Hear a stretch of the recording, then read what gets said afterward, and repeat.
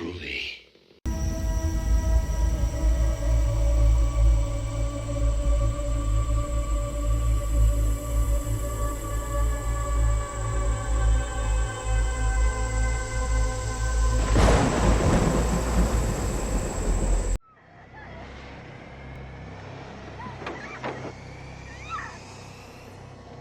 Let's try not lose our heads through the madness. Yoo-hoo! And thanks for tuning in to another cult horror movie review. We're back with a film featuring the works of special effects wizard Tom Savini. Maniac is a violent and gritty slasher horror movie that is surprisingly rather different from all the other genre films for that time.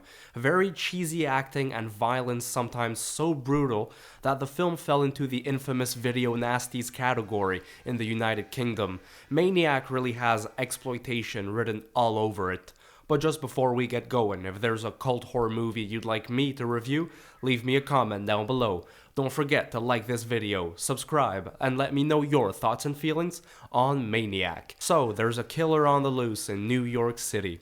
Some crazy serial murderer is butchering young women out on the streets and scalping them. The murderer also happens to be our main character, Frank Zito. He's the whole center of the attention here. It's different because most slasher movies from back then didn't revolve around the bad guy himself playing the lead role. Normally he would always be lurking in the shadows or at best be a secondary character.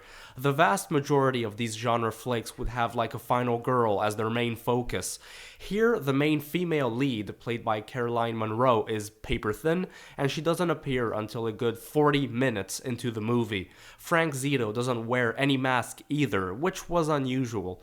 Some could say that Maniac is basically a poor man's Peeping Tom, and they're not wrong.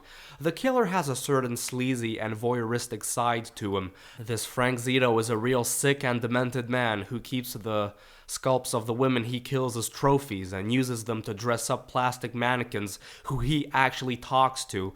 It wouldn't surprise me if Psycho also served as inspiration for Maniac's story, with the twisted relationship that the killer has with his deceased and formerly abusive mother, who he puts on a pedestal. The more introspective and psychological sides of the story play to its advantage, because it makes Maniac more disturbing than most of its counterparts. It's done on a surface level way, but the audience is invited to dive into the haunting world of this guy and explore what's going on through his mind. Honestly, for what it is, I thought Maniac was a good enough genre film. I wouldn't say it's an eternal classic, but it without a doubt disturbed me after watching it, and that's when you know you've got yourself a horror movie with a capital H. The cast and crew made the most of what they had, including sometimes filming scenes quickly to avoid the police because the producers couldn't afford a permit to shoot. In order to keep costs down, porno actresses were hired to play some of the women who were killed. And yeah, speaking of killing, there is a lot of gore. I mean, just look at the poster. Some guy is holding a bloody knife in one hand and literally is holding a scalp dripping with blood in the other. Especially for back then, that's more than enough to make a viewer think twice before entering the theater. But this is one of the things that Maniac is remembered for. Very campy, very unapologetic, very low-budget violent special effects. Frank Zito never leaves his apartment without his trusty, overpowered shotgun that blew Tom Savini's head into a million little pieces.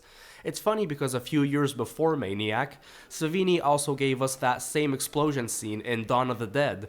I guess the guy's just got a thing for exploding heads. I'm surprised that an actor like Joe Spinell, who had secondary roles in great movies like The Godfather, was so invested in making a campy slasher film like this. He even served as executive producer and co-wrote the script.